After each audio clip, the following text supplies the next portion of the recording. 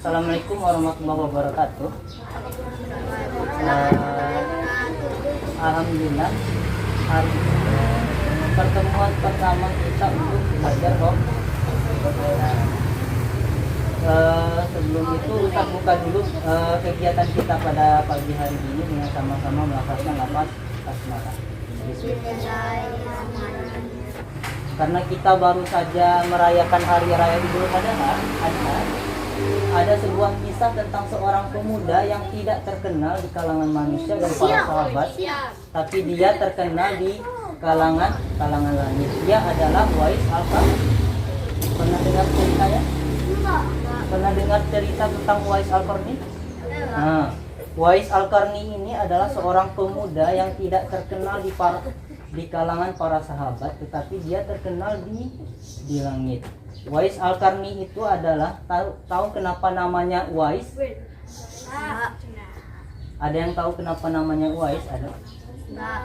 Uwais itu adalah orang yang terkenal di kalangan langit. Nah, Uwais ini seorang pemuda yang hidup di negeri. Dia hidup dengan dengan ibunya. Mereka adalah orang yang sederhana, tidak terlalu kaya, tetapi Uwais Al-Qarni ini sangat menyayangi ibunya. Kegiatan Uwais Al-Qarni ini setiap pagi dia selalu mengembala hewan ternak untuk tetangganya. Nah, dia selalu mengembala hewan ternak untuk tetangganya. Setiap pagi kegiatannya selalu mengembalakan ternak yang yang ia ternak yang untuk tetangganya, tapi dia mengembalakannya. Nah, setiap pagi dia mengembalakan hewan ternak tetangganya, sampai suatu ketika Uwais Al-Qarni ini dipanggil ibunya. Ibunya Uwais Al-Qarni ini buta dan lumpuh, tidak bisa berjalan.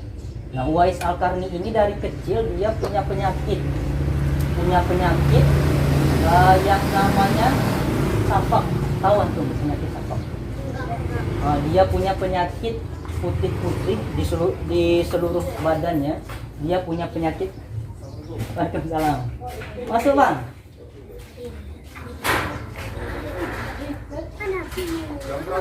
Jam 9.30.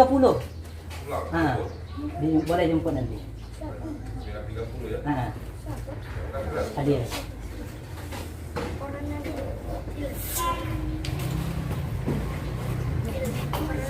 Oke, nah kita lanjutkan sama Adil karena baru datang, kita lanjutkan. Tadi kami bercerita tentang apa tadi? Siapa? Iya, kita bercerita tentang Uwais Al-Qarni. Uwais Al-Qarni ini dari kecil punya penyakit sapak. Tadi penyakit sapak itu ada yang tahu apa? Dia di seluruh tubuhnya ini punya penyakit putih-putih. Seluruh tubuhnya. Ada yang besar-besar. Bukan kayak panu putih-putih, tapi bukan panu dia. Sapak namanya. Putih di seluruh tubuhnya. Nah, suatu ketika Uwais ini dipanggil oleh ibunya. Ibunya tadi tidak bisa berjalan karena lumpuh dan nah, kata ibunya, Uwais, mungkin umur ibu tidak akan lama lagi, tapi ibu pengen sekali naik haji gitu. Nah, ibu pengen sekali naik haji gitu. Lalu Uwais Al-Qarni bingung bagaimana caranya untuk naik haji. Sedangkan mereka tidak punya apa-apa. Untuk makan dan minum saja mereka harus mengembalakan ternak tadi. Uwais Al-Qarni harus mengembala ternak tetangganya. Akhirnya karena Uwais Al-Qarni ini sangat sayang kepada ibunya dan berbakti kepada ibunya, akhirnya dia menyanggupi permintaan ibunya. Nah, setelah bertemu dengan ibunya tadi, Uwais Al-Qarni ini berpikir, bagaimana caranya saya bisa menaikkan haji orang tua saya atau ibu saya. Sedangkan ayahnya sudah meninggal, sedangkan untuk makan saja katanya dia harus rela mengembalakan ternak kambing atau domba tetangganya untuk bisa mendapatkan makanan. Nah, akhirnya sambil berpikir Uwais Al-Qarni, akhirnya dia menemukan suatu ide. Keesokan paginya dia menemui tetangganya yang mempunyai domba. Akhirnya dia menemui tetangganya yang mempunyai domba. Dia dibelinya lah seekor anak domba yang kecil. Seekor anak domba yang kecil. Untuk apa? Ada yang tahu untuk apa dia membeli seekor domba itu? Nah, dia membeli seekor domba ini untuk dimakan, bukan untuk dimakannya, tetapi untuk digendongnya. Iya, untuk digendongnya, bukan untuk dimakannya. Sampai-sampai Uwais Al-Qarni ini disebut gila oleh tetangganya. Kata tetangganya, dasar Uwais Al-Qarni gila, untuk apa menggendong domba naik tuh. Yang domba ini tadi dia digendongnya ini selama 8 tahun naik turun bukit. Bukan jalan kayak gini, tapi naik turun bukit selama 8 tahun. Sampai-sampai Uwais Al-Qarni ini tadi dibilang gila oleh tetangganya. Ngapain Uwais Al-Qarni ini naik turun bukit sambil menggendong domba? Pasti orang-orang berpikir dia kurang waras atau gila. Akhirnya sampai berlalu 8 tahun, anak dombanya tadi tumbuh menjadi domba yang besar. Kalau semakin besar berarti dombanya semakin berat. Terus digendong sama Uwais Al-Qarni ini naik turun bukit sampai 8 tahun dan dombanya semakin besar. Kalau semakin besar berarti Uwais Al-Qarni semakin kuat. Nah, semakin kuat. Kalau berat kan harus kuat mengangkatnya supaya bisa diangkat. Nah, akhirnya selama 8 tahun dombanya besar dan Uwais Al-Qarni juga semakin kuat menggendong domba. Nah, tibalah pada saatnya musim haji.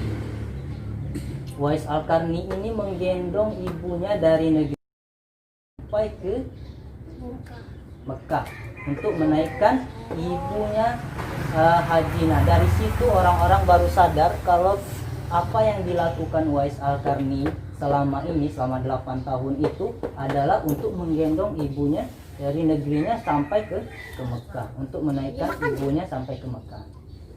Nah, sesampainya di Mekah, Uwais Al-Qarni juga kalau di Mekah kan kalau naik haji dia harus mengitari Ka'bah kan. Nah, mengitari Ka'bah itu juga Uwais Al-Qarni terus menggendong ibunya sampai selesai haji. Nah, ketika berdoa di depan Ka'bah, apa yang dipinta Uwais Al-Qarni? Ada yang tahu? Apa yang dipinta? Masuk surga, kata Arjuna. Ada yang tahu? Kata Arjuna masuk surga. Tetapi ternyata apa yang dipinta sama Uwais Al-Qarni? Uwais Al-Qarni tidak minta banyak sama Allah. Apa katanya? Ya Allah, nah, masukkanlah orang tuaku ke surga. Tidak banyak yang dipinta Uwais Al-Qarni, dan sehatkanlah orang tua. Jadi apa kata ibunya? Kenapa antum cuma mendoakan ibu saja katanya? Kenapa untuk kamu? Apa jawab Uwais Al-Qarni? Cukuplah doa ibu menjadi penolong. Kalau ridho orang tua itu tentang hadisnya ada yang tahu? Ridho Robbi ridho wali. Ridho Allah itu terletak pada ridho orang tuanya. Jadi kata Uwais Al-Qarni, cukuplah doa ibu menjadi penolong. Nah, seketika itu penyakit yang ditimpa oleh Uwais Al-Qarni tadi menghilang. Tadi dia punya penyakit tapak putih-putih yang sekujur tubuhnya langsung hilang. Tinggal sedikit lagi yang berada di telapak tangannya. Sebagai apa? Sebagai pertanda kalau dia adalah penghuni langit yang nanti setelah ini nanti akan diceritakan lagi sama Rasulullah. Nah, setelah musim haji berlalu, Uwais Al-Qarni dan ibunya pulang ke rumah. Nah, setelah itu mereka kembali ke rumah dan Uwais Al-Qarni meminta izin kepada ibunya untuk menemui siapa? Rasulullah. Nah, dan akhirnya dengan berat hati ibunya mengizinkan Uwais Al-Qarni untuk bertemu Rasulullah. Akhirnya Uwais Al-Qarni tadi menuju ke rumah Rasulullah.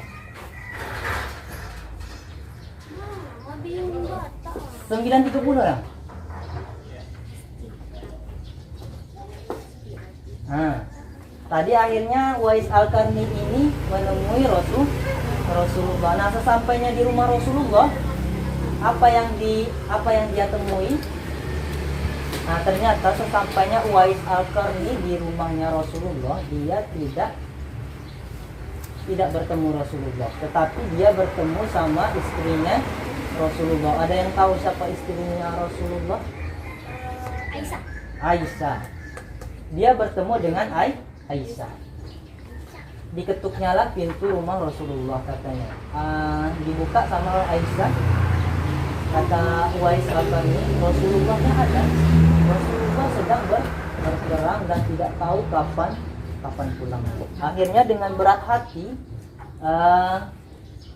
Uwais Al-Qarni ini tadi pulang dan dia menyampaikan kepada istri Rasulullah atau kepada Aisyah, nanti tolong dibilangkan kepada Rasulullah kalau dia tadi datang untuk menemui Rasulullah. Akhirnya Uwais Al-Qarni pulang.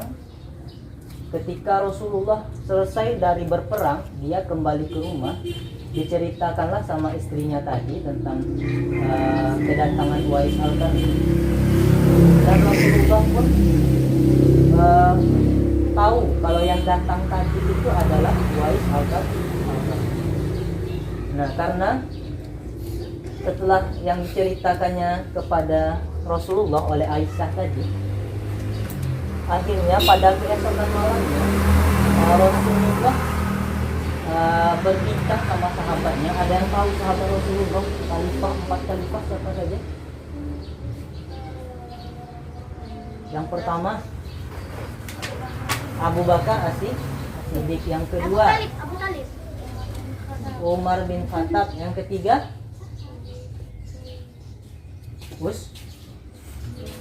Utsman bin Affan, yang keempat Ali bin Abi Thalib. Nah, mereka berbincang pada kemalaman harinya. Kata Rasulullah, jika kamu bertemu dengan seorang yang mempunyai tanda putih di telapak tangannya, silahkan kamu minta doa dan berzikir kepadanya. Kenapa? Karena kata Rasulullah, karena dia adalah orang yang apa tadi, Uwais Al-Qarni tadi, orang yang terkenal orang yang paling terkenal di langit. Silakan antum minta doa dan beristighfar kepadanya.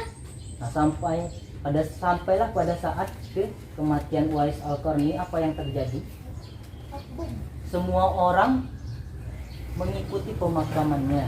Nah, banyak yang mengikuti pemakamannya. Siapa yang berada di pemakamannya itu semua adalah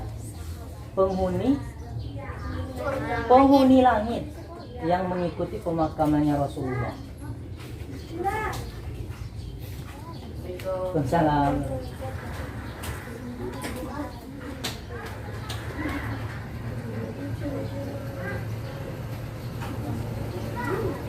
Itu apa?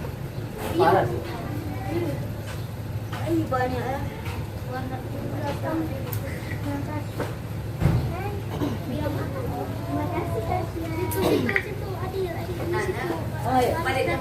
9.30 ya.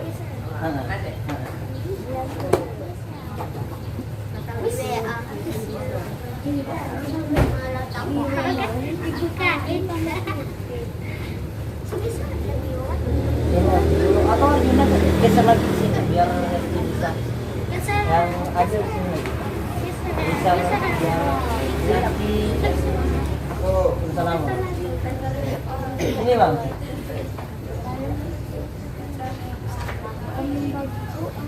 Nah,